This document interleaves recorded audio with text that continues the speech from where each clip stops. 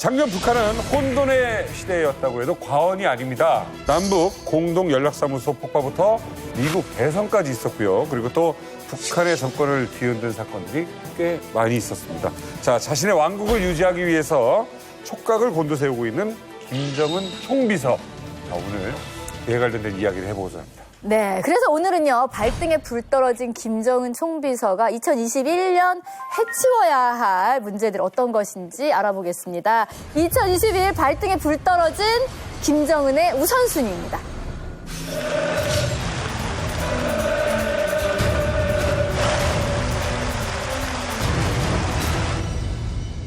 대북 제재로 인해서 해외 무역이 사실상 거의 차단됐다. 경제 상황이 굉장히 심각해졌거든요. 북한의 수출액이 263만 원입니다. 마른 수건을 또 비틀어 짠다. 원성과 원망이 하늘을 찌를 정도다. 쉽게 표현하면.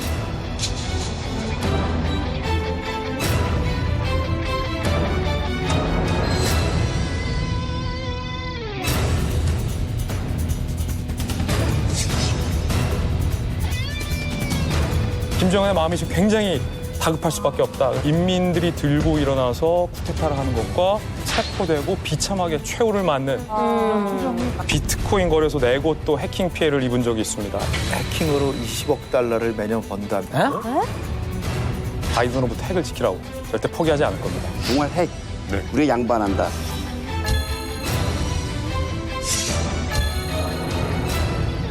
(2021년) 김정은 총비서, 이제 총비서라고 부르더라고요. 네. 네, 총비서. 이 계획을 알 수 있는 대형 이벤트가 있었죠. 올해 1월 달에 이제 8차 당대회가 있었죠. 조선노동당 제8차 대회 6일 회의가 진행됐습니다.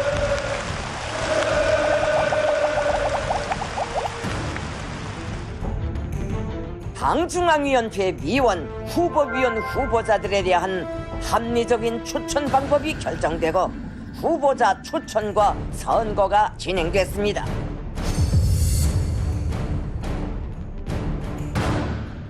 김정은 동지를 조선노동당 총비서로 높이 추대할 것을 온 대회 앞에 정중히 제의합니다.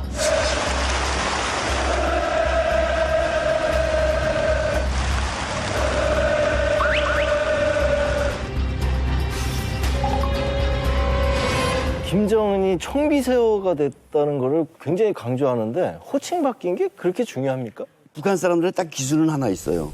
김일성은 영원한 주석이다. 그렇죠. 김정일은 영원한 총비서다. 이거 본인들이 말한 거예요. 김정일이가 김일성을 죽었을 때 영원한 주석 자리는 그냥 놔두는 거다. 그래서 북한 사람들은 주석은 김일성 대원수님 거, 총비서 김정일 원수님 거. 근데 이걸 안 하는 듯이 김정은이가 했죠. 갑자기 당대회 때 쓱 하지 않았습니까? 이 총비서는 그런 의미에서 와, 김정은이가 이제 아버지를 뛰어넘으려고 하는가? 총비서를 이제 김정은을 추대한다는 건 김정일은 영원한 총비서로 이제 가는 거죠.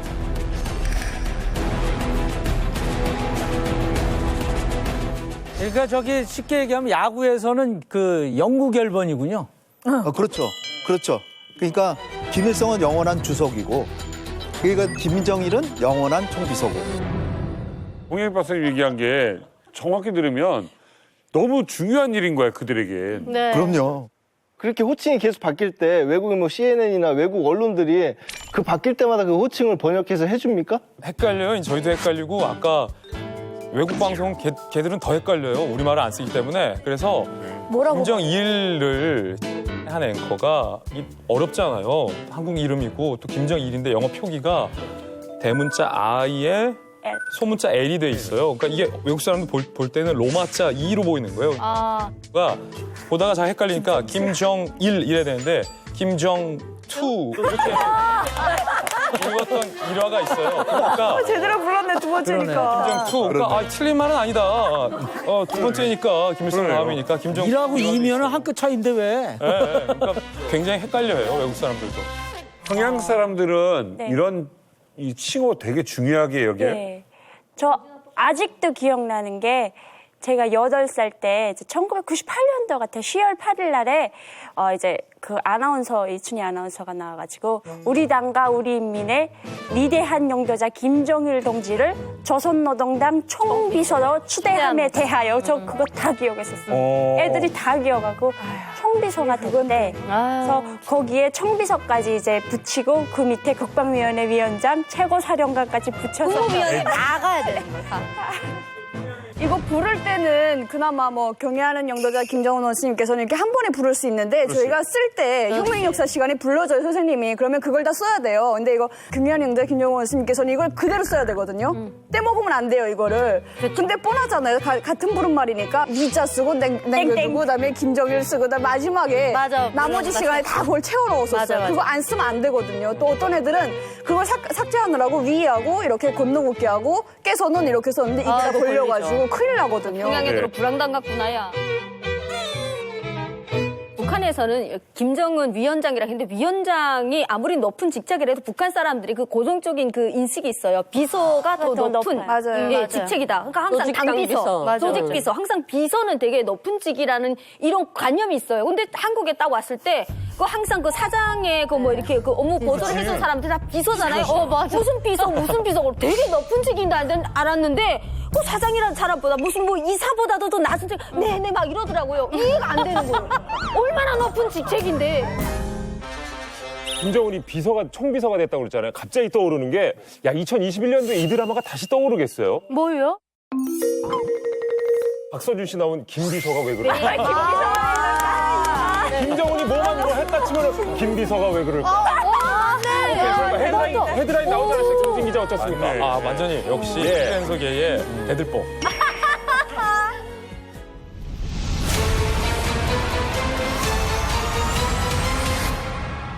김성은 동지, 최룡해 동지, 리병철 동지, 김덕순 동지.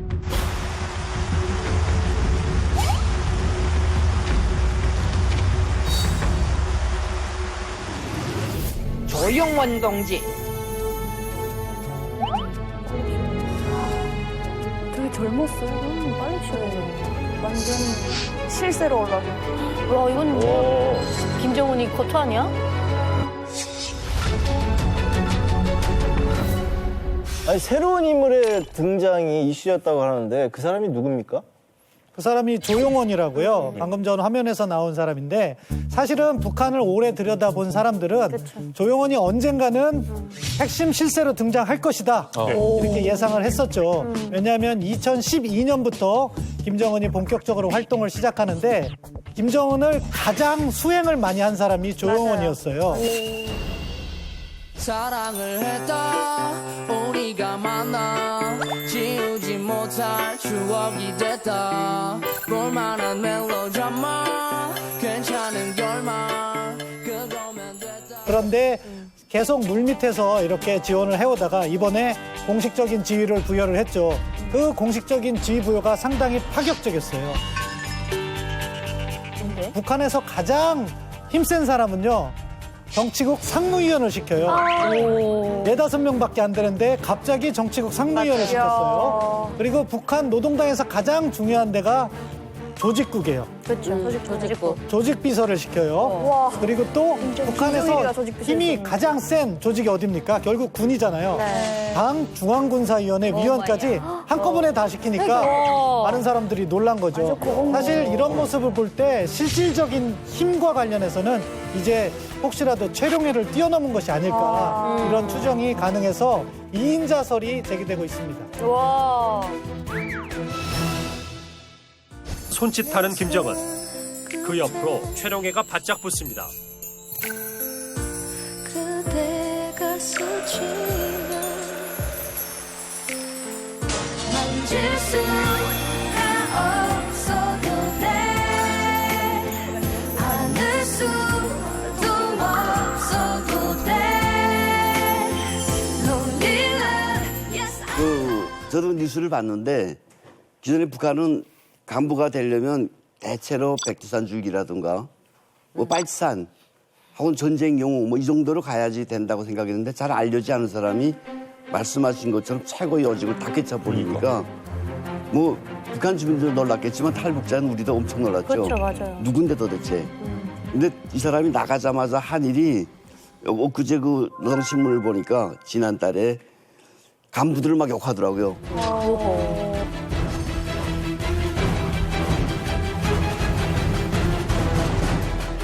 지금 말씀하신 것처럼 2인자의 그 경제까지 올랐다고 했는데 북한에 2인자가 사실 없지 않습니까?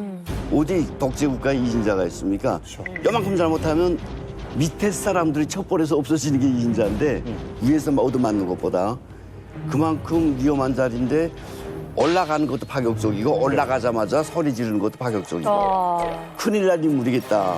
저는 또 그렇게 봤습니다. 아니 그럼 그 정도의 위치를 줬으면은 김정은하고 오래전부터 어떤 관계가 있었던 거 아닙니까? 그럼? 후계 구도에서부터 관여가 돼 있다고 보는 것이 맞을 것 같아요.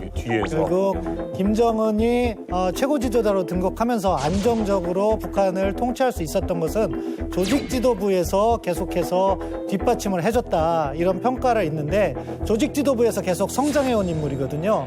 그런 점을 고려할 때는 결국 김정은이 후계자로 등극하는 과정에서 이미 김정은과 교류가 있었다. 그래서 뭐 일부에서는 먼 친척 아니냐 이런 설도 있는데 아직은 확인이 안 되고 있고요. 아무튼 초기부터 김정은을 어떻게 보면 국정을 가르치는 역할까지 하지 않았나 그런 추정도 가능하게 합니다. 지금 2인자 얘기, 실질적인 2인자의 자리에 올랐다 얘기하는데 우리가 알기로 2인자는 김여정이었거든요. 근데 영상에서도 안 보였어요. 이거 좀 좌천된 겁니까, 김여정?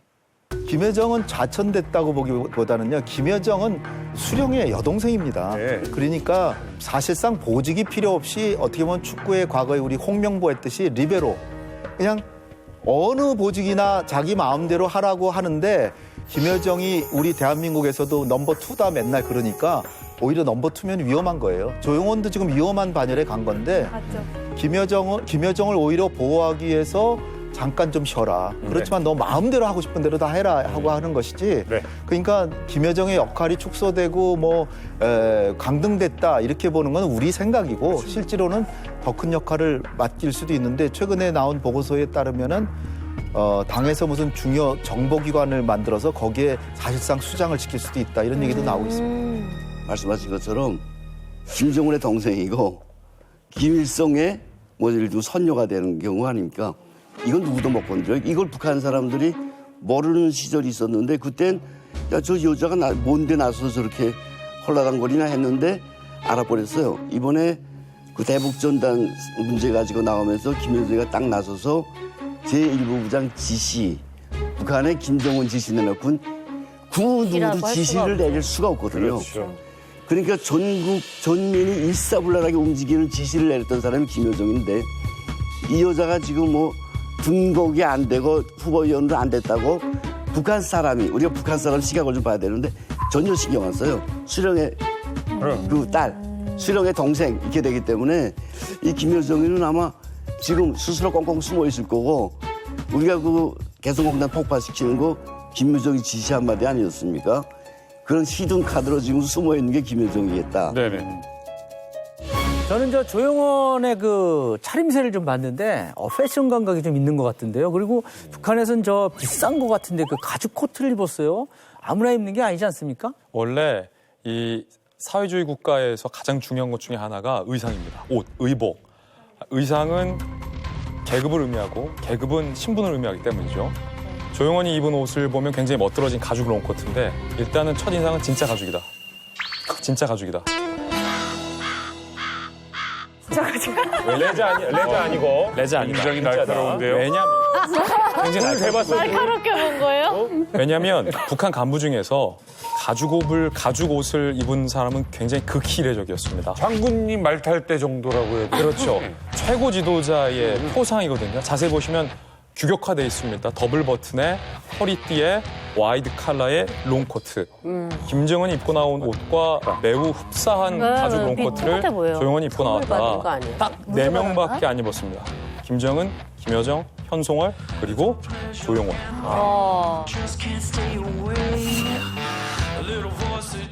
그런데 중요한 건 최고 지도자가 입었던 가죽 코트와 똑같은 것을 제 아무리 높은 당 간부라 하더라도 그걸 입고 나왔다. 이것은 북한 사회에서는 최고 권위에 대한 도전으로 받아들여지기 때문에 이 말인즉슨 김정은이 굉장히 그 가죽 롱코트를 입는 것을 용인하는 사이다. 딱 두 가지.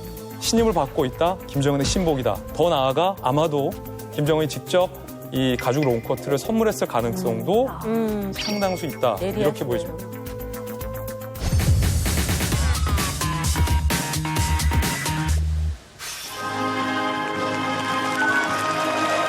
또 시작했구나.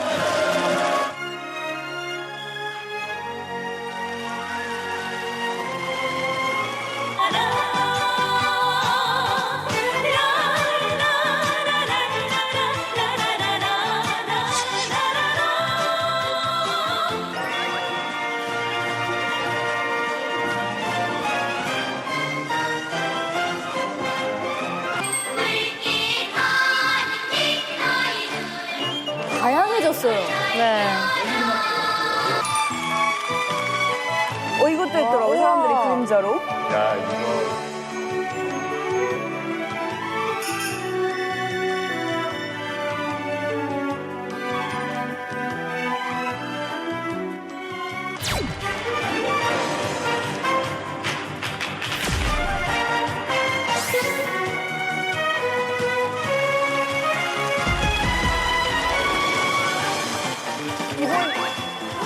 우와.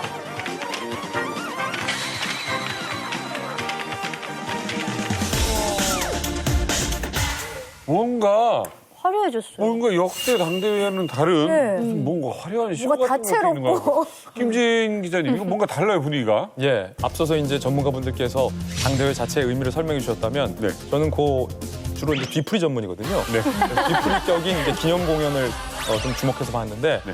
뭐 영상에서 보셨던 것처럼 굉장히 화려했습니다. 7차 당대회 때는 그냥 점잖게 오케스트라 불러놓고 뭐 당 중앙의 깃발을 위하여 뭐 이런 당곡만 위주로 불렀는데 네.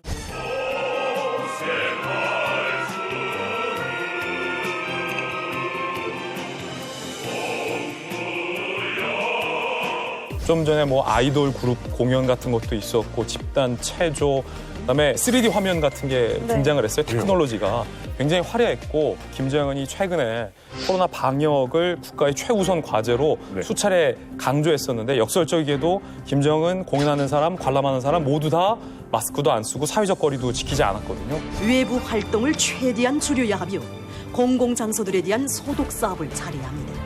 사람들과의 간격을 1m 이상으로 보장해야 하며 반드시 마스크를 착용해야 합니다.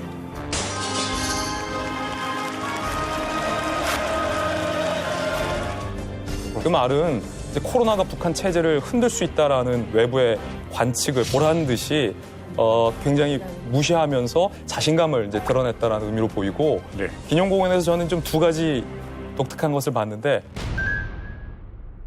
김일성, 김정일 초상이 사라졌습니다. 오.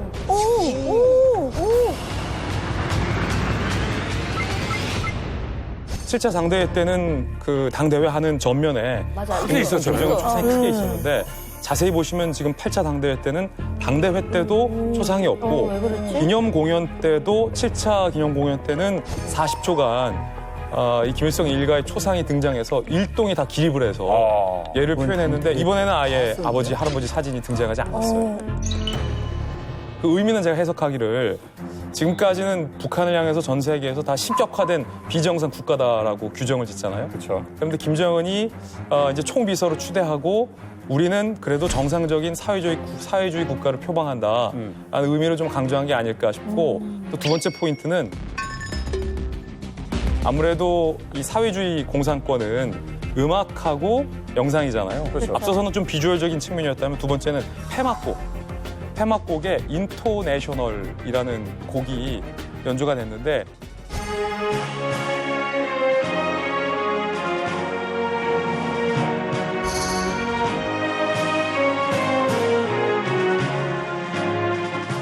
의미가 뭐예요? 이게 원래 이제 중국이나 뭐 베트남이나 정상적인 사회주의권, 공산권 국가에서 주로 쓰던 국제 행사에 쓰는 폐막곡인데 이게 이번에 등장을 했다. 그 전에 7차 당대회 때는 폐막곡으로 높이 날려라 우리의 당기 아. 라는 북한스러운 곡이 울려 퍼졌는데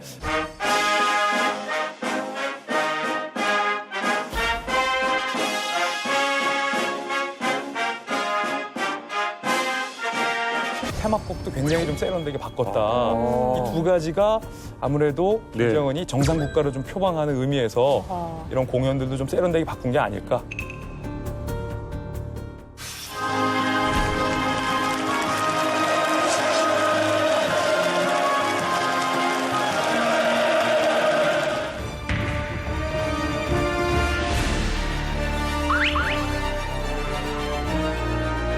자신의 권력을 더욱 견고히 하기 위해서 김정은 총비서가 두려워하는 것, 이것이 아닐까.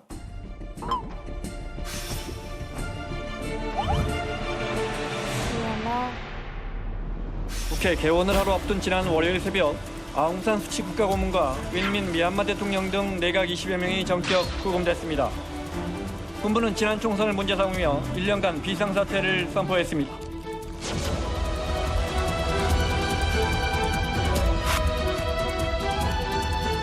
미얀마 수도 양곤의 한 도로, 차량들의 경적 소리에도 장갑차가 지나갑니다. 군부에 저항하는 시위가 계속되자 지난 1일 쿠데타 이후 처음으로 군 병력이 동원된 겁니다. 경찰의 진압이 거세지며 인절 사태도 발생했습니다.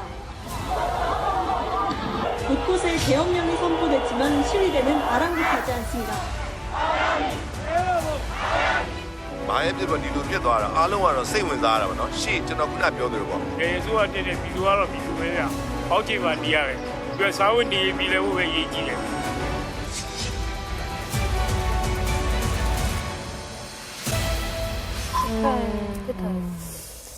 우리가 자, 2021 북한의 우선순위 3위 쿠데타주의, 인민을 열렬히 단속하라고. 얼마나 무서울까 저런 거잖아. 저는 지금 미얀마에서 벌어지고 있는 일이 현대 세계사에서 정말로 가슴 아픈 일이고 민주주의 역사에서 너무나도 치욕스럽고 뼈아픈 대목이다 이렇게 생각합니다. 요즘 세상에. 예, 국제사회가 가만히 둬서 안 된다고 보고 2015년에 아웅산 수치 여사가 이끄는 문민정부가 출범을 합니다. 그전에는 계속해서 군부 독재가 있었고요. 그런데 6년 만에 정확히 그렇죠. 군부 독재가 저는 이 사건은 민주주의를 다시 구금한 사건이다 이렇게 규정하고 싶거든요. 2020년에 미얀마에 총선이 있었습니다. 아웅산 수치 여사가 이끄는 정당이 미얀마 국민들에게 무려 83%가 넘는 지지를 받습니다. 그런데 아웅산 수치 여사 당이 추진했던 게 명목상으로 일선 후퇴에 있었던 군부의 고정된 의석수를 줄이는 법안을 추진하고 있었거든요. 위기감을 느꼈던 군부가 안 되겠다. 아웅산 수치 제껴. 라고 판단을 해서 쿠데타를 일으키고 다시 구금을 시킨 그런 사건이거든요. 근데 김진 기자님, 그 미얀마 쿠데타가 그 북한이랑 그 무슨 관련이 있는 거예요? 우리말에 유유상종 끼리끼리 이런 말이 있거든요. 원래 독재 국가들, 그다음에 군부 독재 국가들은 서로 친한 법입니다. 실제로 2016년에 제가 조사해 보니까 북한이 미얀마 군부에 몰래 무기 밀매를 했다라는 의혹도 전 세계에 제기된 바 있습니다. 북한이 해외로 무기 수출을 금하고 있는 유엔 결의를 지키지 않고 미얀마 군사 정권에 다연발 로켓포를 수출했다고 일본의 NHK가 보도했습니다. 미얀마와 국교를 재개한 것을 계기로 다연발 로켓포 수출을 본격적으로 개시했다고 보도했습니다. 그리고 아예 북한의 요원들이 미얀마 군부에 파견이 됐었다라는 설도 강하게 제기되고 있는 터였거든요.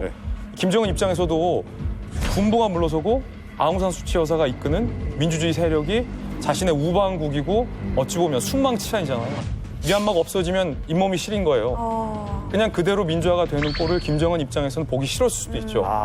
군부 쿠데타가 일어났을 때 아마 전 세계에서 가장 우스운 사람이 누굴까? 저는 단언컨대 김정은이야. 이렇게 추측을 합니다. 과연 이 김정은은 쿠데타라는 걸 두려워할까? 북한에서 사실 그 군부의 쿠데타는 김정은으로서는 별로 걱정 안 할 겁니다. 왜냐하면 북한 군의 시스템을 가만히 들여다보면 우리처럼 행정 조직만 있는 게 아니라 군 대대장이 있다면 대대 보위지도원이 있고 대대 정치지도원이 있고 이렇게 있단 말입니다. 그러니까 이 세 개가 모여서 당위원회를 소집하고 거기 결정된 사안을 명령으로 하달할 수 있어요. 요즘 대대장 혼자서 덜경 앞으로 못하거든요. 연대장 혼자서 앞으로 못하고 그렇죠. 연대 당위원회에서 털에 결정된 문제만 명령에 집행이 되기 때문에 김정은으로서는 군부대는 별 걱정 안 할 겁니다. 그리고 앞으로는 몰라도 진짜 김정은이가 걱정한다면 내가 만약 김정은이라면 야 저거 데모가 더 무섭네. 군대를 저도 관심 있게 봤는데 처음에는 양곤에서 내미 두드리더라고요. 야 저 정도 가지고 군부 쿠데타 저거 어떻게 할 수 있을까? 과거하고는 모습이 많이 달라졌네 했는데 3일 만에 그냥 수만 군중이 돼가지고 군부를 압박하는 걸 보고 김정은이가 저걸 봤으면 끔찍하겠다. 백성들이 저렇게 들고 일어나는 건 북한도 어쩔 수가 없을 거예요, 지금 상황에서. 그러면 김정은으로서는 저 뉴스를 절대 못 보여줘야 되겠다. 안 보여줘야 되겠다. 맞아요. 못 봤어. 북한 사람들이 지금 전혀 못 보고 있어요. 국민들의 시위가 무섭다는 거죠. 모르죠. 안 보여주죠, 절대. 데모 같은 거 못하지 않을까요, 북한은? 북한은 데모하기가 상당히 어렵죠. 어렵죠. 철저하게 핵심 계층과 반대 계층을 분리시켜놔서 사실은 데모를 할 수 있으면 사람이 모여야 되잖아요. 모이는 장소에 사는 사람들은 주로 체제에 충성하는 사람들이 살기 때문에 데모하기가 어려운 측면도 있고요. 예. 그렇기 때문에 뭐 소요가 일어나서 북한 정권이 뒤집어진다. 이거를 단기적으로 기대하기는 매우 어려울 것 같고요. 심지어는 90년대 수백만이 굶어 죽는 상황에 이르는 상황에서도 데모는 하지 못했잖아요. 그런 것이 북한의 현실이라고 보고요. 그렇지만 김정은이 주민들의 동요는 두려워하는 것 같아요. 왜냐하면은 김정은이 자기 아버지나 할아버지가 하지 않았던 일을 하는 게 있어요. 그게 뭐냐? 김정은이 자기 아버지나 할아버지가 하지 않았던 일을 하는 게 있어요. 그게 뭐냐? 주민들에게 사과를 해요. 맞아요. 진정 우리 인민들에게 터놓고 싶은 마음속 고백, 마음속 진정은 고맙습니다. 이 한마디뿐입니다. 너무도 미안하고 이 영광의 밤에 그들 모두와 함께 있지 못한 것이 마음이 아픕니다. 김정은 체제 들어서 초반 한 5, 6년은 잘 나갔어요. 2012년부터 16년까지는 경제가 계속 성장을 했거든요. 그런데 17년부터 제재가 본격화되니까 경제가 어려워졌거든요. 그때부터 김정은이 사과를 하기 시작해요. 미안하다. 그런데 북한은 전통적으로 수령, 무, 오류론. 수령은 실수가 없다는 게 원칙인데 그거를 바꿨어요. 그런 부분은 김정은도 주민들의 동요를 두려워한다. 그렇게 생각합니다. 자, 김정은 총비서. 요즘 그 고위급 간부들과 김정은 총비서 간에 약간의 균열이 있다고 하는데요. 그래서 생긴 별명이 있다고 합니다.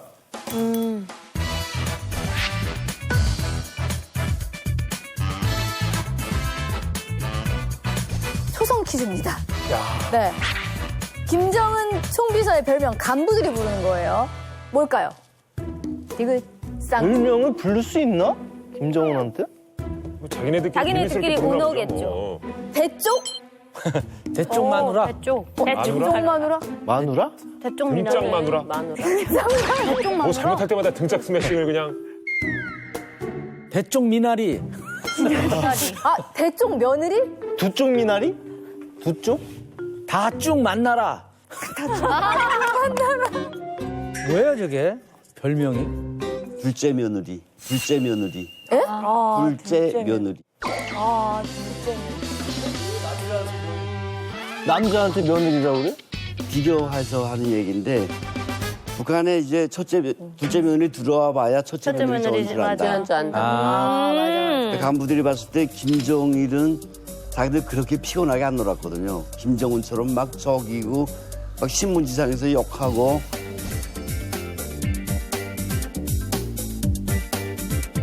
한 달 만에 당 부장을 막 바꿔버리고 끔찍하거든요, 이게. 북한에 이런 속담. 선생님, 저기, 우리 죄송하지만 미녀 가수가 둘째 며느리인데 괜찮거든요.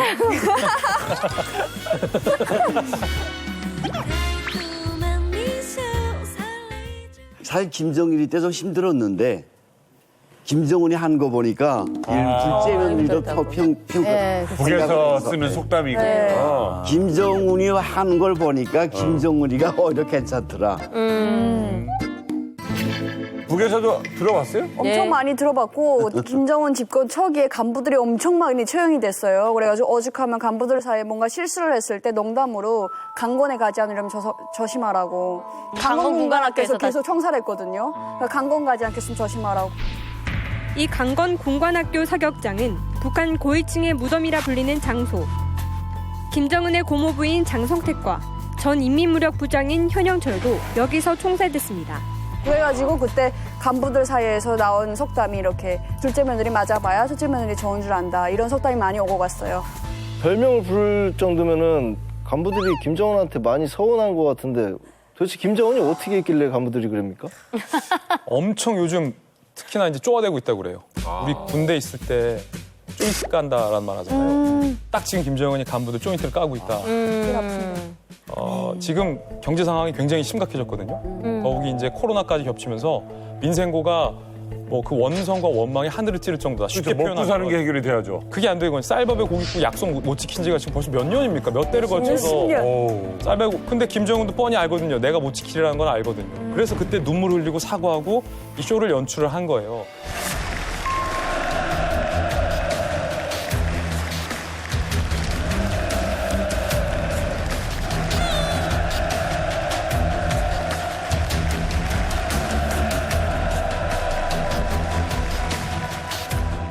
예컨대 조금 전에 이제 중앙위 전원회의에서 김정은이 당 간부들을 공개적으로 막 신랄하게 비난을 합니다. 이 조인트를 까는 건데 그 표현을 제가 적어왔는데 간부들이 보신주의와 패배주의에 빠졌다.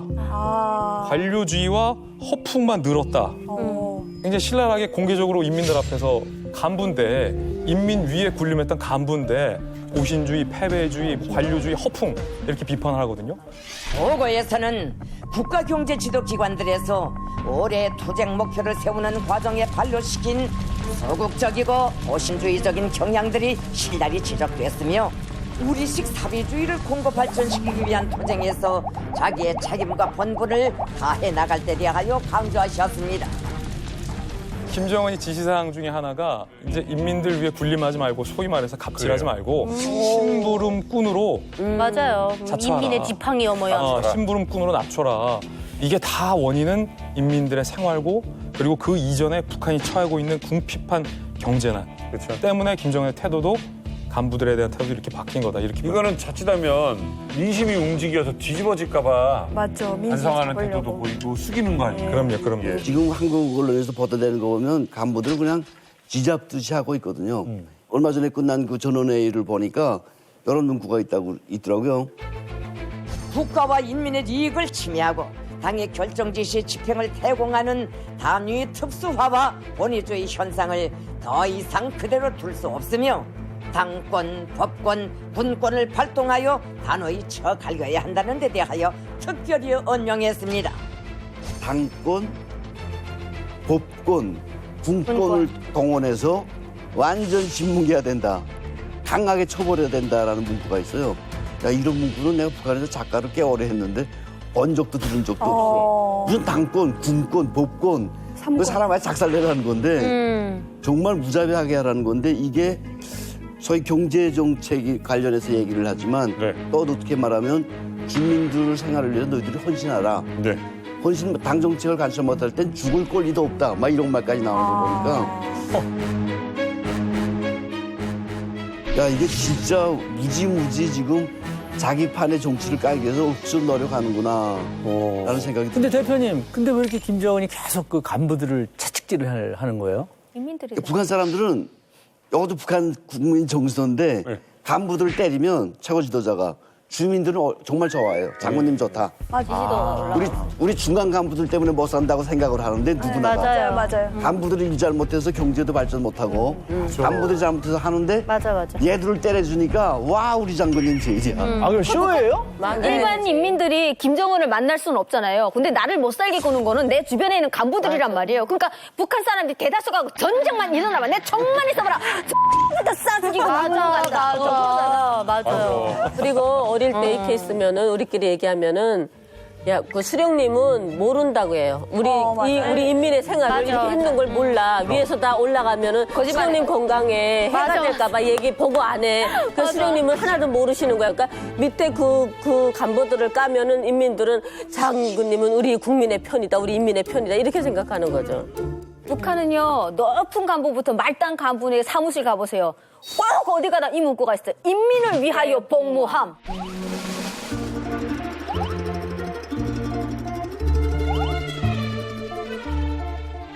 근데 걔네들이 안 한다고요. 뇌물을 줘야만이 사람들을 괴롭히니까 그 사람들이 김정은이 이번에 비판한 것으로 바뀌었잖아요. 바뀌면 이미 우리는 남북 통일이 되어 있을 거예요. 그만큼 바꾸기 어려워요. 자, 어쨌든 이번 당대회에서 역대급 1호 사진이 나왔습니다. 오.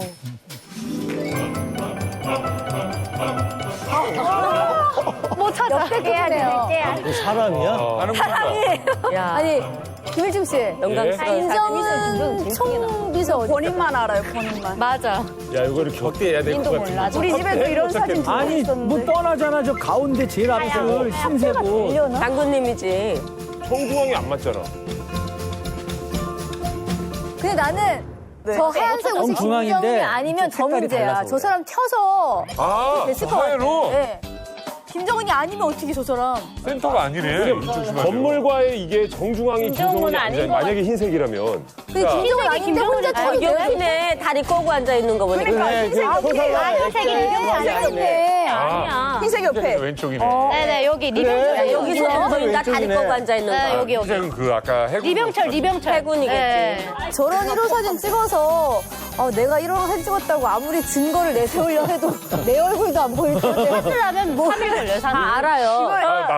다 알아요. 완전 영광이에요. 네, 저희 집에도 저거 사진 엄마, 찍기 전에 한 달 전부터 연습한다고. 엄마 한 장, 아빠 한 장 있었거든요. 그래가지고 이렇게 다 걸어놨었는데, 그러니까 뭐 걸어놨는데 아빠가 항상 찾아보라고, 아빠 한번 찾아보라고 그래서. 본인만 알아요. 어느 순간에는 그게 몇 줄 몇 번째 다 기억하고 있는 거예요. 그러면 잊으면 안 된다고 해서 계속 주기적으로 물어봤어요. 아빠 어디 있냐? 그러면 여기. 내지가이 같아. 몇 명이 찍은 거예요? 저 5,000명. 저 5,000명. 5,000명이요? 좀 나눠서 찍으면 안 돼? 5,000명이 같이 사진을 찍을 수 있어요? 그 사진을 북한 사람들은 이게 가문의 영광이거든요. 맞아요, 가보. 그거 하나 있는 거. 가보처럼 간직하고 이런 난정을 뜻깊은. 근데 1,000명이 찍어도 얼굴이 안 보여요, 사실은. 그렇죠. 100명이. 근데 이번에는 5,000명. 이건 완전히 뭐 얼굴 보지 말라는 소리죠. 최고 지도자와 사진 찍었다는 것이 아무래도 북한 사회에서는 영광이 되니까 그런 것을 일종의 남발하는 거죠. 네. 다른 각도에서는 그게 주민 사랑의 한 형태라고도 볼 수 있는데 사진의 정치학이 아닐까 싶습니다. 네. 이번과 같은 경우에는 전례에 비해서도 많이 했어요. 그럼 그만큼 지금 북한이 경제적으로 어려우니까 자기가 체제를 안정시키기 위해서 더 노력해야 된다. 그런 네. 강박관념에 사로잡혀 있는 것이 아닐까 싶고요. 한 7장의 1호 사진을 이번에 찍었는데 사실은 아까 그 당대에 참여했던 사람들 5,000명보다 더 많이 찍은 사진도 있어요. 열병식에 나온 사람들 김일성 광장 앞에서 찍었는데 더 빼곡합니다. 자기를 찾을 수가 없어요. 기네스북에 뭐 도전하려고 그러는 거야? 아마 기네스북감이 아닐까 싶습니다. 본인을 추앙하는 세력이 많다는 걸 자랑하려고 그러나 봐. 근데 저 당대 사진이 단점이 있어요. 저게 이제 5,000명이 넘어가면 어떤 문제가 있냐면 저희 집에 1호 사진이 굉장히 많았어요. 아빠 군인이다 보니까.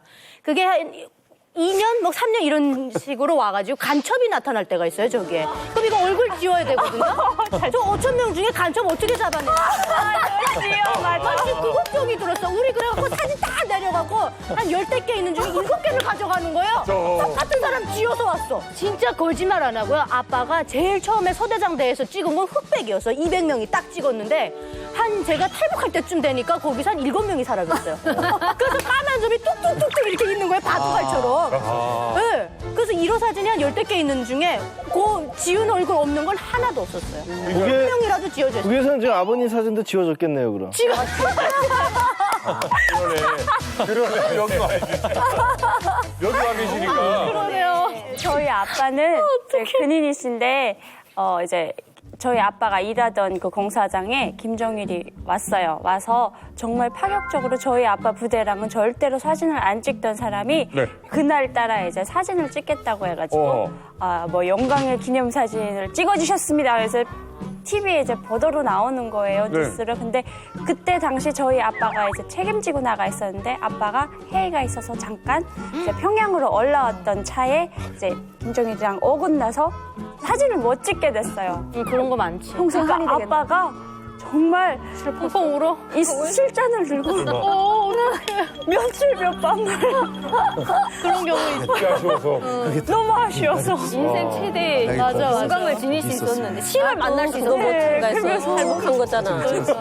아니 근데 한마디로 이런 행사 하는 게 북한 주민들의 사기를 증진시키기 위해서 한다는 소리 같은데 우리 이만갑 식구분들 북에 있을 때 이런 행사 가지고 어떤 뭐 본인들이 사기가 증진이 되거나 뭐 열정이 막 생기거나 뭐 그런 게 있어요? 아니 그냥 이런 대회 자체가 너무 귀찮죠. 네, 일단 북한에서 당대회는 굉장히 큰 대회인데 이런 대회가 있으면 대회 전부터 벗겨요. 주민들은 달달 벗겨요. 아니 주민들이 뭔 상관이야? 여기 당간부만 모이는데. 아니 당간부가 모이지만 고리아 마을을 일단은 당대 그 분위기에 맞게 꾸려야 되고 혁명가업 생활을 더 잘해야 되고 늘 붙는 구호가 있어요. 당대회를 빛나는 노력적 성과 위운으로 맞이하자. 아 맞아. 그래가지고 항상 긴장하며 살아야 되고 끝나고 나면 또 끝나고 난 대로 또 당대 분위기에 맞게 만약 김정은이 뭐 당대에서 한마디라도 아쉬운 얘기를 했다 그러면 그 잘못이 고스란히 다 주민들한테 돌아가요. 우리가 잘못했기 때문에 우리가 잘못 원수님을 모셨기 때문에 이렇게 심려를 끼쳐드린 거다. 그러면 또 어느 때보다 더 바쁘게 허리띠를 조이고 살아야 돼요. 정말 싫은 거죠. 근데 지금 생각하면 그게 아유 웃기지만 그때 거기 북한에 살 때는 세뇌당한 상태였는데 그게 자랑스럽고 막 증진이 될 수도 있지 않아요? 안 어쩔 됐어요, 수 없이 전혀? 그냥 끌려다니는 거죠. 마음은 별로. 네, 그냥 이게 습관 됐으니까 이제. 어쨌든 뭐 김정은 총비서가 지금 이렇게 뭔가를 자꾸 시도하는 게 바로 경제 위기 때문 아니겠습니까? 자, 이 상황에서 과연 북한의 내부 경제 상황이 어떤지 이 북한 내부 사정에 정통한 북한 외교관 출신의 증언이 있었습니다. 유현우 전 쿠웨이트 주재 북한 대사 대리가 탈북 이후 처음으로 미국 CNN 방송을 통해 입을 열었습니다. 제가 말했습니다. 자유를 찾아서 아버지와 어머니와 함께 가자 하고 말하니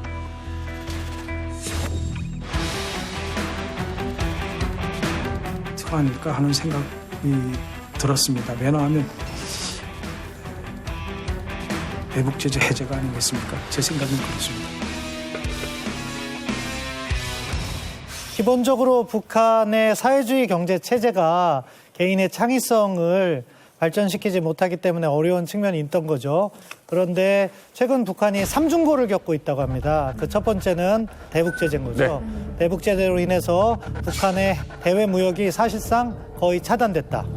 두 번째는 코로나19로 인해서 북한 스스로 국경을 걸어 잠근 거죠. 네. 그렇기 때문에 그나마 있던 밀무역이라든가 중국의 지원 이런 것도 중단됐다. 네. 그리고 마지막으로 수해라고 해서 작년에 북한이 수해를 상당히 입었어요. 그래서 네. 농업 생산량도 많이 줄어들었고 이러한 삼중고로 인해서 엎침대 겹친 격으로 경제가 어려워졌고 그래서 지금 북한 당국에서 하는 거를 마른 수건을 또 비틀어 짠다 이런 이야기를 합니다. 그만큼 어렵다는 이야기죠. 북한의 경제 상황은 제2의 고난의 행군이라고 내부에서 불립니다. 실제로 국제신용평가사 피치가 전망한 북한의 경제 성장률 전망치가 고난의 행군 때보다 더 낮게 전망이 되고 있고요. 어떡해. 일례로 지난해 11월 북한의 수출액이 총 263만 원입니다. 에?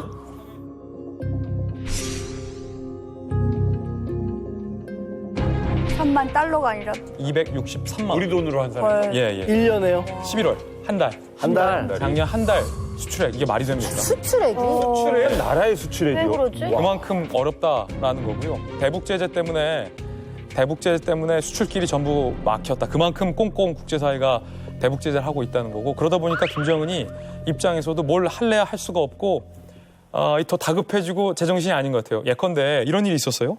환율이 떨어졌다고 환전상을 처형합니다. 그리고 코로나 때문에 방역해야 되는데 북중 이 접경지대에서 물건 들여왔다고 신의주 세관을 또 처형합니다. 그리고 조금 전에 여러 전문가들이 언급했던 것처럼 이번에 전원회의에서도 한 달 만에 경제 부장을 경질하잖아요. 김정은의 마음이 지금 굉장히 다급할 수밖에 없다. 그래서 닥치는 대로 사람을 처형하고 경질한다. 이게 북한의 적나라한 경제 상황이다, 민낯이다 이렇게 말할 수 있는 거죠. 결국 김정은의 통치 자금은 해외 교역에서 많이 와요. 그러니까 해외에서 운영하던 북한 식당이라든가 매장, 그리고 해외 상품 수출, 그리고 해외 파견된 노동자의 월급에서 또 일부 가져가고 또 무기 수출. 그런데 이런 게 다 대북 제재로 막혀 있어요. 그러다 보니까 통치 자금도 말라 비틀어지는 그런 상황이 온다. 263만 원 수출도 지금 국경을 봉쇄했기 때문에 사실상 교역을 못하기 때문에 아주 이례적으로 잡힌 것이다. 따라서 이러한 상황이 조금 더 길게 가면 북한 체제도 상당히 위험해질 수 있는 거죠. 2021년 이 주민들이 살기보다는 일단 통치자금 마련부터 해야 본인 살 길이 더 궁한 것 같습니다. 지금 김정은 총비서의 우선순위 2위는요?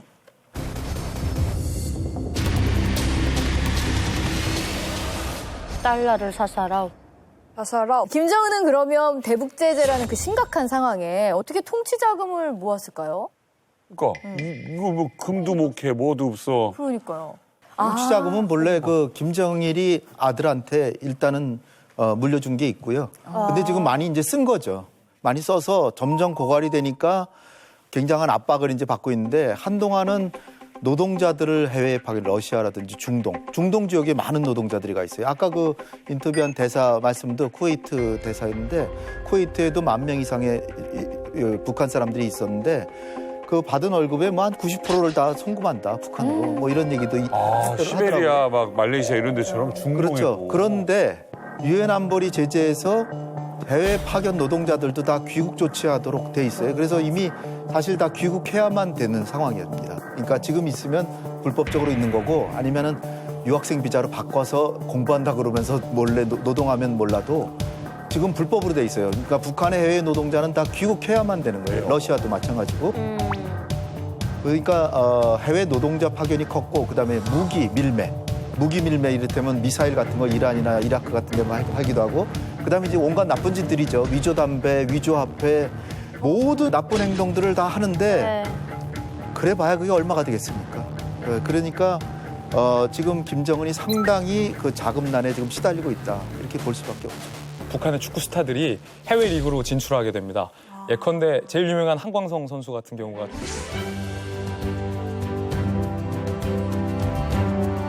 최근까지 이탈리아 리그에서 뛰다가 카타르 리그로 이제 이적을 했는데 이적하면서 계약한 금액이 5년 동안 총 59억. 어마어마한 돈이죠. 특히 2월에서 4월까지 한 선수가 받은 게 제가 조사해 보니까 3억 7천만 원. 근데 한광성이 한 달에 생활하는 생활비 200만 원 빼고 나머지는 모두 다 북한에 착취네, 착취.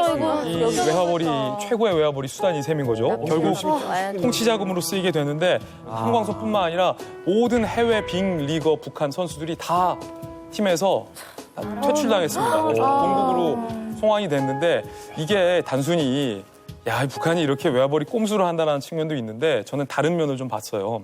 북한에서 태어났다는 이유만으로 이 한광성을 포함한 많은 빅리거 선수들은 타고난 축구의 탤런트가 있고 이 한광성이랑 이 축구 스타들이 대한민국에서 딱 그 조금만 밑에서 태어났으면 지금 자기의 꿈도 이루고 돈도 많이 벌면서 할 텐데 사실은 이게 현대판 노예 생활과 다름없는 거죠. 그렇기 때문에 이 북한이 특히 한 사람의 꿈과 인생을 짓밟는 행동을 하는 것에 대해서는 저는 좀 강력하게 좀 규탄을 해야 한다. 뭐 누구도 규탄 안 하면 이 자리에서 제가 규탄합니다. 김지인 기자님, 내가 오늘부터 팬이에요. 진짜. 아니 북한의 다른 해외 노동자분들도 다 비슷한 처벌을 그렇죠. 저희는 우리는 몸값 200만 원이라고 하면 되게 2,000불이거든요. 2,000달러인데 2,000달러면 저희 거의 12달 월급이 2,000달러 정도. 그러니까 한 달에 150유로를 받았습니다. 140달러. 그 하나로 얼마 정도 돼요? 15만 원. 한 달에. 한 달 월급이. 한 달 월급이 15만 원 받았는데 그 15만 원 받고 하루에 16시간을 진짜 하이힐 신고 뛰어다녔어요. 그 나머지 돈은 다 북한으로 송금이 되는 거고. 근데 저는 궁금한 게 뭐 축구 선수야 사람이니까 뭐 그렇다 치는데 속눈썹 같은 경우는 그 대북 제재에 안 걸리나요? 원래 북한의 이제 인공모나 아니면은 수가공품은 대북 제재에서 제외 대상입니다. 왜냐하면 그 단가도 얼마 되지 않고 인민들이 이제 부업처럼 수작업으로 하는 거기 때문에 이 속눈썹 같은 것도 인공모에 속하기 때문에 대북 제재 대상에서 배제되는데 근데 미국에서는 이 속눈썹도 대북 제재 대상이에요. 그래서 미국의 화장품 기업 엘프라고 있습니다. 굉장히 유명한 데인데 그 엘프에서 중국산 속눈썹을 대거 들여옵니다. 그랬는데 당연히 중국산 속눈썹인 줄 알고 안심하고 수입했는데 미국 정부에 의해서 벌금을 $1,000,000를 맞은 거예요. 미국의 중저가 화장품 업체인 ELF는 이 속눈썹 세트를 2012년 4월부터 2017년 1월까지 4년여에 걸쳐 중국으로부터 수입했습니다. 그런데 알고 보니 인조 속눈썹의 원재료는 북한산이었습니다. 미 재무부 해외자산통제국 OFAC는 ELF가 북한 제재 단속 조치 경보를 위반했다며 약 11억 원 정도의 벌금을 부과했습니다. 엘프 입장에서는 억울하죠. 아니 나는 중국 속눈썹인 줄 알고 수입을 했다. 그리고 분석해 보니까 여러 재료들이 있다. 북한 게 아니다라고 항변했지만 이 대북 제재라는 건 이런 거거든요. 이래서 봐주고 저래서 봐주면 이래서 핑계대고 저래서 핑계대고 북한이 이래저래 수출할 수 있으니까 $1,000,000를 딱 벌금 때려버린 거죠. 아무튼 대북 제재 코로나까지 외화벌이 통로가 다 막힌 상황입니다. 자, 그 와중에 김정은 총비서가 통치 자금을 끌어모을 새로운 꼼수가 또 등장을 했습니다. 뭡니까, 김준 기자님? 최정의 해킹 부대들을 동원한 해킹입니다. 그래요. 해킹 이게 보이스피싱 수준은 아닐 것 같고 도대체 해커들이 어떻게 외화를 벌어온다는 겁니까? 수법은 굉장히 간단합니다. 특히 요즘 주식들 많이 하시잖아요. 네. 요분들 조심하셔야 됩니다. 일례로 국내에 19만 명 정도 회원을 보유하고 있는 주식정보회사가 북한에 의해서 해킹을 당했습니다. 북한이 해커들이 쓰는 수법은 의외로 간단합니다. 주식 투자를 위한 이메일이나 아니면 투자 정보 같은 것에 악성 코드를 심어 놓습니다. 그래서 내가 정상적인 이메일이나 정상적인 주식 정보인 줄 알고 클릭을 했을 때 나도 모르게 그 악성 코드가 내 PC나 내 모바일에서 활성화가 돼서 나의 주민등록번호, 나의 계좌번호, 나의 통장 잔액, 깊기야 나의 지문 정보까지 나도 모르게 쥐도새도 모르게 북한으로 다 빼내가는 거죠. 어이구요. 그래서 이제 현금들을 다 뺏는 그런 수법이고요.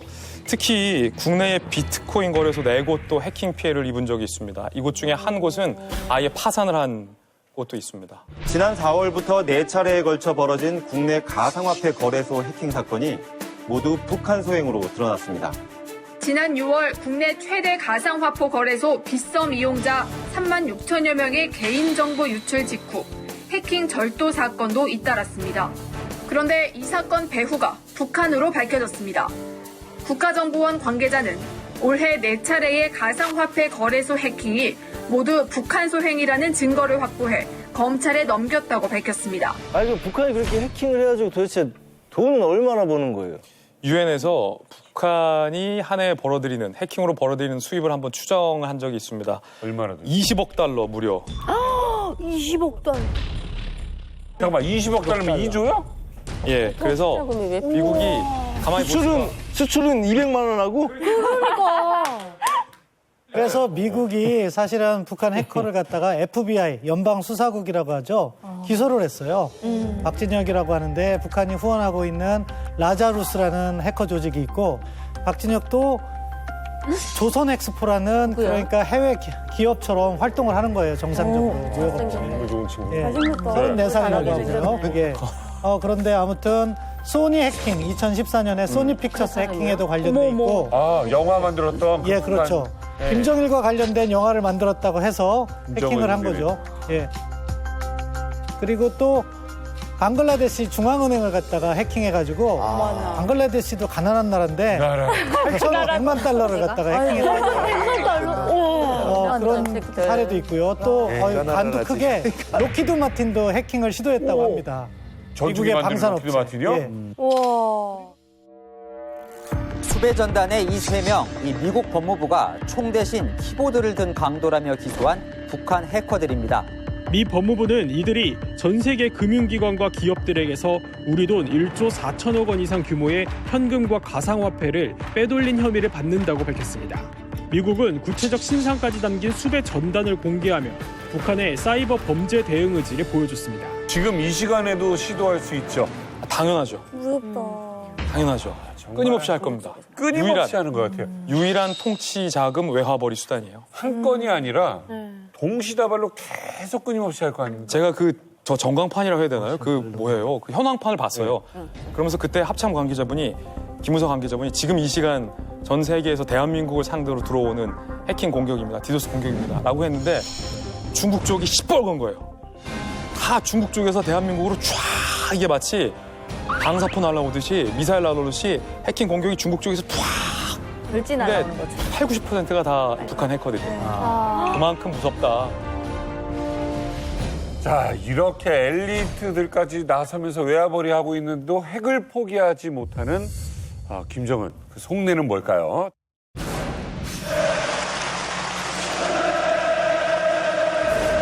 국가 방위력을 질량적으로 더욱 강화하는 것을 주요한 과업으로 틀어주고 나가야 하겠습니다.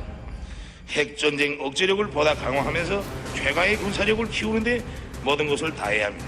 현실은 국가 방위력을 한간도 정체함이 없이 강화하여야 미국의 군사적 위협을 억제하고 조선반도의 평화와 번영을 이룩할 수 있다는 것을 보여주고 있습니다.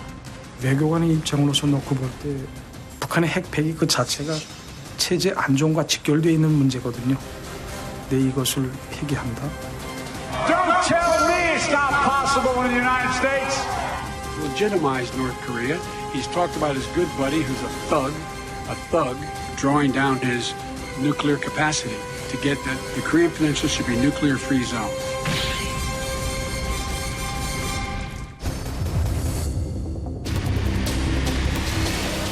네, 작년 11월 바이든 미국 대통령이 당선이 됐는데 미국 대통령 미대선 결과가 굉장히 북한에 영향을 많이 끼치잖아요. 김정은은 아마 트럼프가 당선되길 바랬을 거예요. 그쵸. 트럼프는 자기를 3번이나 만나주고 김정은이 원하는 합의를 또 해줬거든요.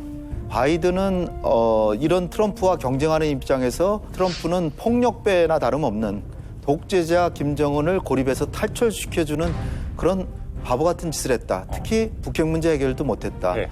그래서 실무회담을 중시해서 실무회담에 성과가 있다면 정상회담을 할 수도 있지만 서두르지 않겠다.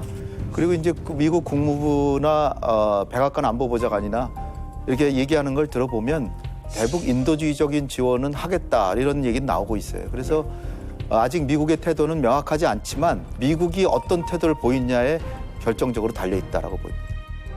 서로 약간 차이가 큰 것 같아요. 김정은 위원장은 정상회담을 좋아하고 바이든은 싫어해요. 바이든 입장에서는 트럼프 대통령을 엄청나게 비난했거든요. 정상회담 했다고. 그런데 자기가 그렇게 비판해놓고 정상회담 하기는 부담이 되고 그러다 보니까 지금 서로 평행을 갖고 있다. 이게 접점이 만들어져야 되는데 당분간 쉽지 않고 북한으로서는 불만이 생기면요. 항상 하던 짓이 있어요. 뭘로요? 동해안 가서 뭔가 쏘는 거죠. 북한이 오늘 새벽 동해상으로 또 탄도미사일 한 발을 단거리 미사일인 스커드 C형 미사일을 쏜 것으로 사거리가 500km에 이르는 단거리 미사일을 연달아 동해로 발사했습니다. 북한이 오늘 새벽 5시 55분 평안남도 숙천 일대에서 탄도미사일 한 발을 발사했다고 밝혔습니다. 그래서 그런 부분이 조금 걱정되는 시기입니다. 예. 지금 미국 행정부에 들어온 한반도 분야, 특히 그 북한 관련 부처의 모든 그 동아태 부차관보까지 정말 우리가 양반한다. 그러니까 김정은은 이젠 결정을 했으려고 보고요. 이번에 이성건 외무상을 이제 정치국 위원까지 올려놓지 않았습니까? 이성건 하면 강성 이미지가 있는 사람이죠. 대남 담당 실세 리성건 북한 조국평화통일위원장과 대기업 총수들이 한 테이블에 앉았습니다. 그런데 이 자리에서 리성건 위원장이 기업 총수들에게 면박을 준 사실이 뒤늦게 확인됐습니다. 남측에서는 아직까지 원인을 모르지 않습니까? 그러면 자체로 찾아보고 후에 이건 뭐 때문에 이런다 하고 우리 기업들을 향해 경협에 적극적으로 나서지 않는 데에 대한 불만을 노골적으로 드러낸 거란 분석입니다. 이런 인물을 올려놨다는 거는 정말 미국하고 한판 뜨겠다. 이런 마음이 비춰진 게 아닐까 싶습니다. 관련해서 제가 믿을 만한 취재원에게 녹화를 오기 전에 몇 가지 좀 취재를 했습니다. 좋습니다. 김정은은 2021년에도 무조건 핵을 지킬 수 있습니다. 지킬 겁니다. 절대 포기하지 않을 겁니다. 바이든도 그것을 너무 잘 알기 때문에 바이든 정부도 트럼프 정부 때와 같이 단순히 만나는 것을 위한 만남은 이번엔 없을 것이다. 2021년은 대화의 장으로 나오는 전략보다 이른바 벼랑끝 전술을 더 고도화할 가능성이 매우 크다. 남한을 상대로 한. 근데 아까 영상 보니까 핵 전쟁 억제력을 강화하겠다. 그러면 핵 전쟁 억제를 강화한다는 것은 비핵화를 한다는 뜻이 아닌가요?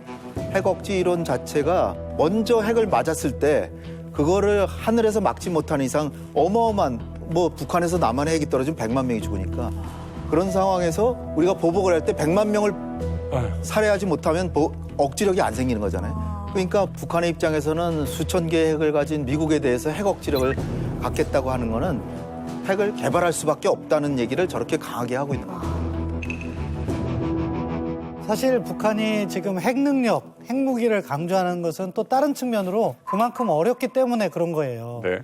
북한 김정은 위원장이 처음에 등극해서 한 4, 5년간은 경제가 좋았다고 합니다. 그러게 먹고는 산다고. 예. 그런데 최근 들어서 어려워지니까 유일한 성과가 결국에는 핵무기밖에 남은 게 없는 거죠. 그러다 보니까 그거를 갖다가 보여주고 강조하고 전시하는 거죠. 그런 측면을 강조하고 있는데 이번에 당대에서는요.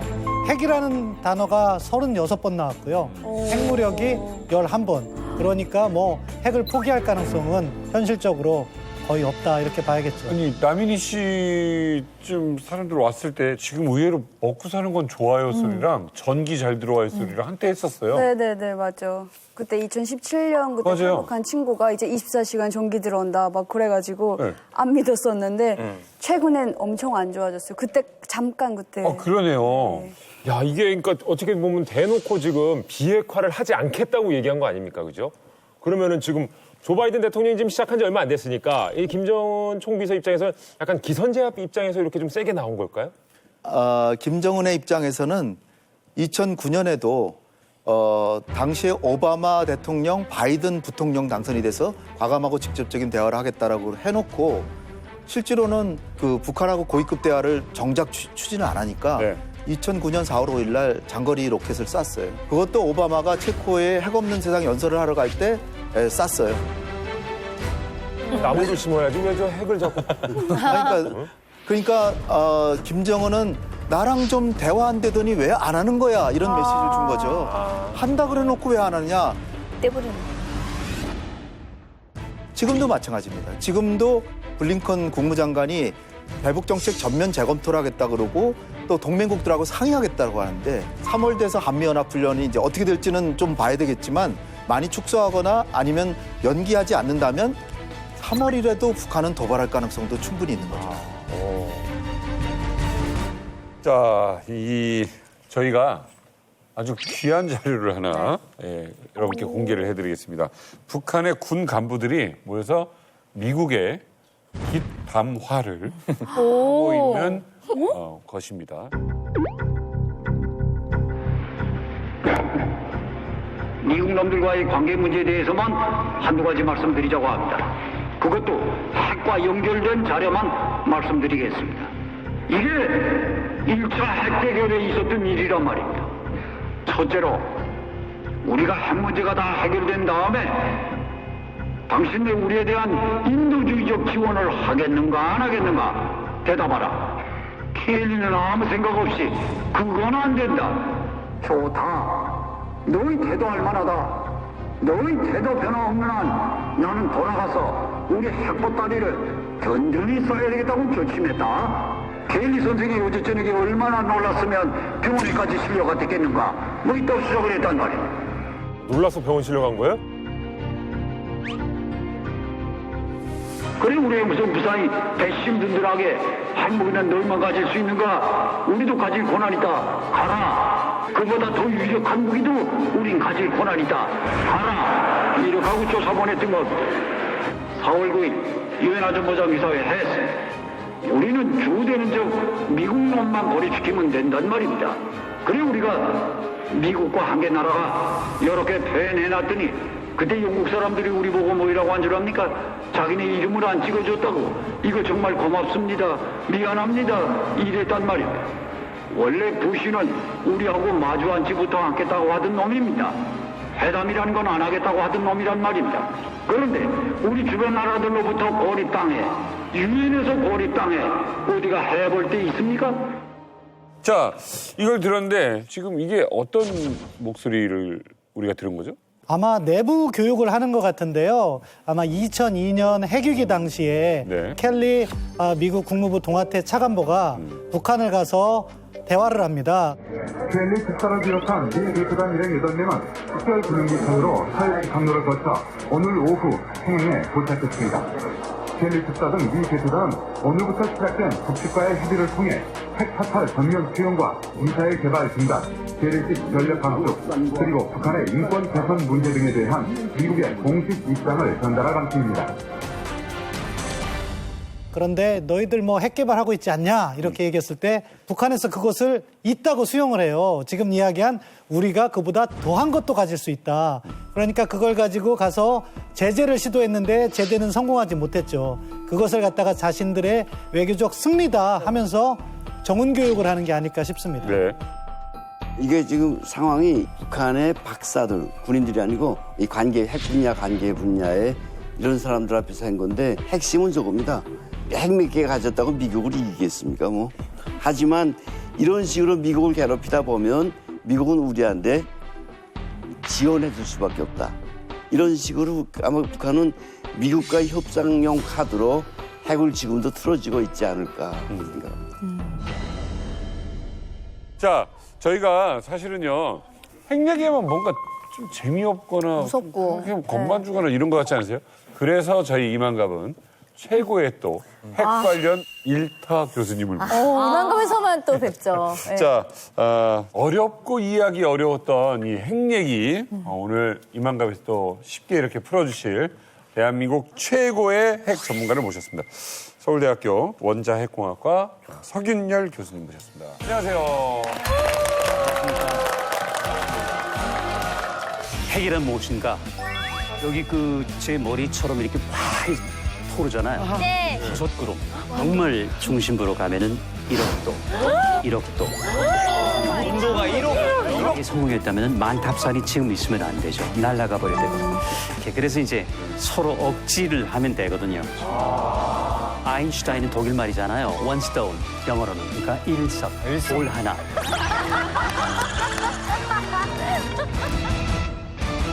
네, 2021년 북한 핵을 짚어보기 전에 우리 국민이 알아야 할 뭐 어떤 핵 기초 상식 같은 게 있을까요? 많죠. 어차피 올해도 북핵 때문에 또 핵거려야 되잖아요. 그렇기 때문에 일단 늘 그렇다시피 지금도 이제 우라늄 갖고 다녀요, 사실은. 우라늄을 가지고? 네, 항상 갖고 다니죠. 제가 우라늄을요? 돌이죠, 돌. 그 돌도 가지고 돌 오셨는데. 있어요. 근데 너무 국가 맞아, 이거. 자산이 돼가지고 이거 맞아요. 싸가지고 그게 뭡니까? 이게 이제 충청북도 갔다가 이제 그 채광을 하는 분 옆에서 조금 구호를 해가지고 그리고 우리나라예요? 맞아요. 사실은 우리나라에서도 안 약간 나와요. 국가 기밀이긴 한데 우리나라 맞아요. 근데 북한은 이게 굉장히 많아요. 이거 다니면 건강에 안 좋지 않아요? 나쁜 것 같지는 않고요. 오래 갖고 있었더니 이렇게 머리가 팥뿌리가 되긴 해요. 근데 그 외에 딱히 나쁜 건 없어요. 피폭이 된다든가. 전혀 그렇지 않은 것 같고요. 오히려 더 황사는? 힘이 나는 것 진짜로? 조카하지 말고. 이게요. 진짜로 방사능 피폭 안 되냐고요? 안 되죠. 왜냐하면 일단은 이게 이제 그 원자로라는 데 들어가야지 그때부터 이제 방사선이 나오고 그때부터 이제 여러 가지 복잡한 문제가 생기는데 자세히 보시면은요 이 반짝반짝하는 게 있거든요. 이게 이제 모으면은 이렇게 돼요. 우라늄. 네. 그러니까 이게 약 20g쯤 되거든요. 커요. 20g 되면 얼마큼 큰 거냐면요. 석탄으로 치면은 6만 톤. 우와. 6만 톤. 우와. 에너지 용량이? 네. 우와. 와, 진짜 벗어나는 어쨌든 그냥 우라늄이 있는 돌 그 정도 들고 다닌다고 해서 저희가 그렇죠. 맞아요. 극복이 되지 않는다. 네.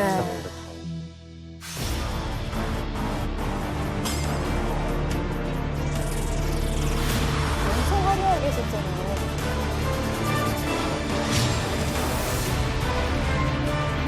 김정은 비행대의 위용이 밤하늘에 빗발칩니다.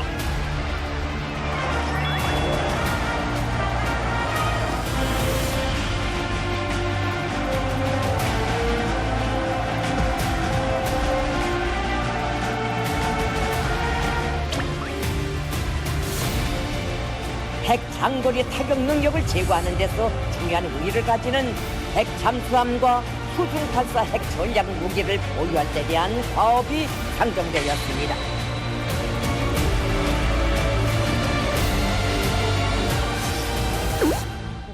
오, 너무 뚱뚱하고 막 이렇게 보이는데 박사님 저게 뭔가요?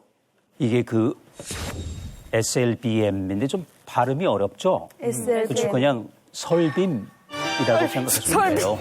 고급 유머를. 잠수함에서 발사하는 탄도탄. 보통 이걸 이제 그 잠대, 그러니까 잠수함에서 지상을 향해 쏘는 거죠. 그러니까 이거는 굉장히 무서워요. 왜냐면은 지대지, 보통 ICBM이라고 하는 대륙에서 대륙을 하더라도 눈에 보이잖아요. 그렇죠? 높이 올라갔다가 비행하고 다시 들어오니까. 그러니까 사실 잘하면은 그동안에 요격할 수도 있고 떨어질 수도 있는데 이건 갑자기 물 밑에서 물귀신처럼 솟아오른다면 잡을 수가 없죠. 굉장히 은밀해진 거예요. 그리고 대담해지고. 물 속에서 쏘는 거예요? 당연히 물 속에서 쏘죠. 아니죠. 물에 있다가 나와서 쏘는 거였죠. 그건 아니고요. 물 속에서 기본적으로 진짜 기술이 있으면은 한 50m 밑에서 쏴가지고 갑자기 올라오는 거예요. 그러니까 그냥 어디 함교에 쏘는 게 아니고 물 밑에서. 근데 그건 굉장히 어려운 기술이고요. 북한이 아마도 10m, 15m 정도. 아무튼 물속이네요? 물속이죠. 근데 혹자는 이건 그냥 합성된 거다. 그렇게 어려운 기술을 북한이 가졌을까? 그렇지만은 그렇게 우리가 폄하하기는 조금 시간이 많이 지났어. 물론 현상은 별게 아닐지 모르지만 그 파급 효과는 굉장히 크거든요. 그래서 웬만해서는 북한을 누가 건들려고 하겠어요? 그게 목표죠. 그걸 노리는 거죠. 박인영 교수님, 북한은 핵 잠수함을 만들 수 있습니까? 없습니다. 현재까지는요. 이유는요? 그 이유는 원자로를 작게 만들 수 있어야 되는데요. 아직 크게 만드는 것도 못했어요. 큰 게 쉬워요. 작은 건 정말 어렵습니다. 두 번째로는 핵탄두도 굉장히 작아져야 돼요. 그리고 길이가 짧아져야 되고요. 그거 북극성 1호에서 5호 봤을 때 아직 길이 멀었어요. 그리고 좋습니다. 마지막에 전자 항법 기술인데요. 다탄두가 각각 세 방향 가는 네 방향 여러. 그러려면 아주 정교한 전자 항법 기술이 필요한데 그거 역시 없다고 보입니다. 그렇지만은 갖고 있다는 게 무서운 거죠. 누가 건들겠습니까? 그렇죠. 그런 점에서는 벌써 소기 효과를 달성한 겁니다. 지금 이렇게 기발하다. 말씀을 좀 들었어요. 핵잠수함이 이 정도로 무서운 거네요. 무섭고 또 다행인 건 어쨌든 북한은 못 만든다는 거. 아직은. 예. 그러면 좀 안심해도 되는 거죠? 그렇진 않아요. 여기 항상 변수가 있는 게 김정은 총비서는 절대 아주 허황된 말은 하지 않아요. 전에 비슷한 게 핵융합을 했다. 플라즈마 1억 도를 만들었다 했을 때 우리 다 웃었거든요. 네. 근데 맞아. 6차 실험에 했잖아요. 다 안 된다고 그랬어요. 수소탄 시험의 완전 성공으로 민족사적 대경사 특대 사변을 안아온 핵과학자 기술자들을 위한 축하위원회가 성대히 진행됐습니다. 그렇기 때문에 할 수 있을 것이다. 그리고 바이든 행정부를 압박하기 위해서 아마도 미뤄왔던 7차 실험이 있을 수도 있는데 그게 그러니까 있느냐 없느냐가 아니고 어떤 실험일까? 그게 문제예요. 네. SLBM일 수도 있고 아니면 초대형 핵폭탄. 네. 그리고 재진입 기술이 없단 말이에요. 아직은 들어올 때 온도 못 견디고 7,000도. 재진입하지 않아도 되는 EMP탄이라는 게 있어요. 수소탄, 강력한 수소탄을 수백 산 정도씩 터뜨리면 남한 전역의 전자장비가 완전히 모든 기차도 서고 자동차 엔진도 서고 그래서 조금 과장하면 조선시대로 간다. 근데 원래 거기서는 우리를 남조선이라고 하잖아요. 그러니까 진짜 조선시대로 갈 수가 있어요. 근데 북한은 걱정할 필요가 없죠. 원래 조선이잖아요. 어차피 조선이니까. 진짜 우리는 조선 시대로 가는 겁니다. 원시 시대로 가는 거잖아요, 진짜.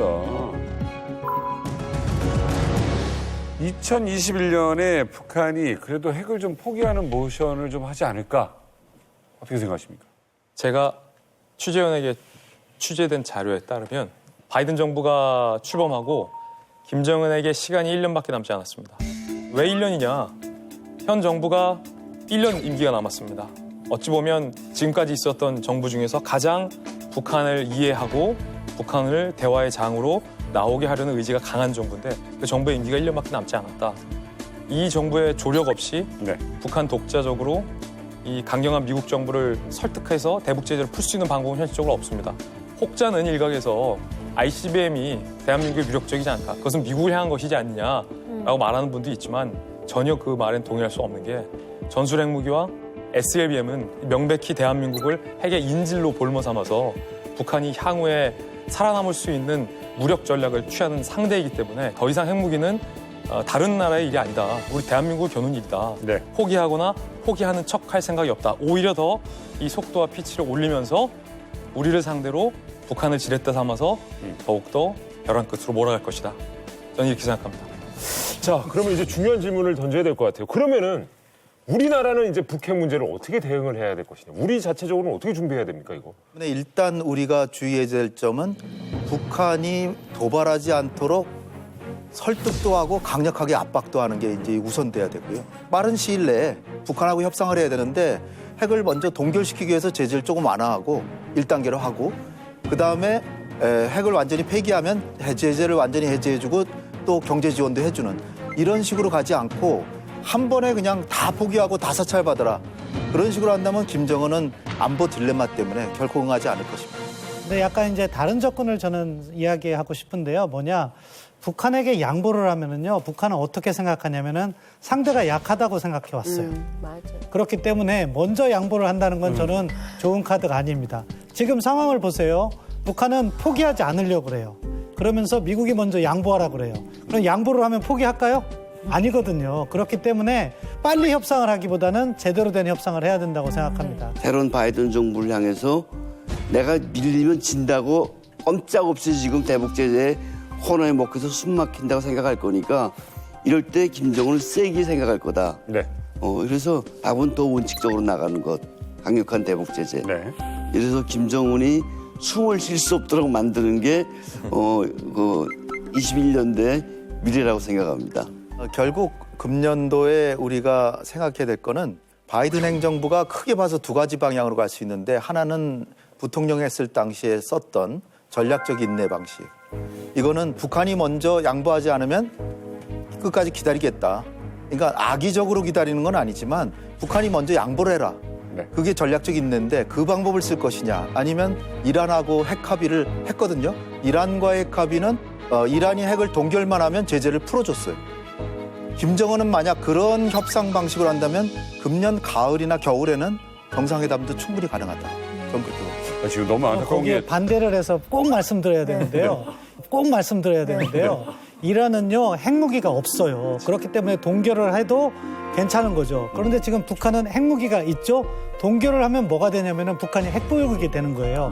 따라서 북한도 핵을 포기한다는 양보를 해주고 미국도 거기에 따른 보상을 해준다. 이런 식으로 접근이 돼야지 잘못하면 북한의 핵보유를 우리가 도와주는 협상이 될 수 있다. 그리고 또 중요한 거는 지금 북한이 걷고 있는 길이 과거 소련이 80년대에 망하는 길하고 비슷하게 가고 있다. 그때 딱 소련이 뭐 했냐면요. 열병식 하면서 신형 핵미사일을 전시해요. 그때는 정말 소련이 세계 최고의 핵강국이었어요.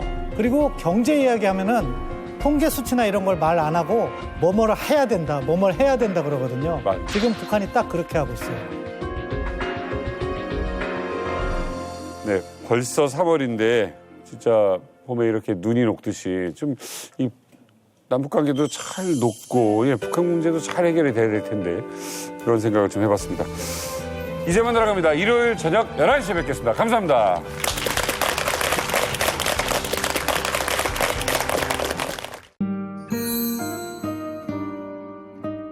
뭐야? 뭐?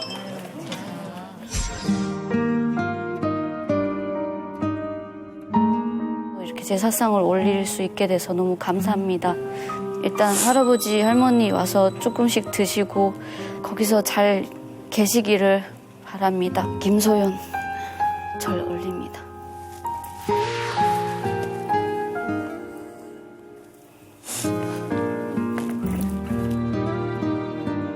(13년) 동안 고향에도 못 가고 이렇게 하고 있는데 내년은 통일돼서 꼭 어머니 아버지 산소에서 이렇게 좀 뵀으면 좋겠다는 생각으로 또 이렇게 맞이했습니다. 차례상까지 차려줘서 너무 감사합니다.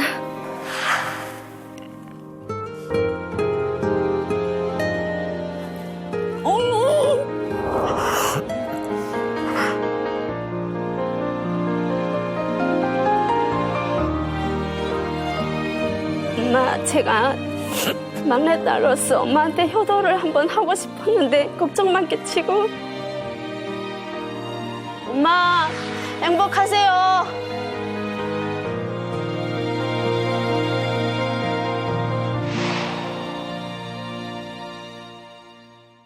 채널 A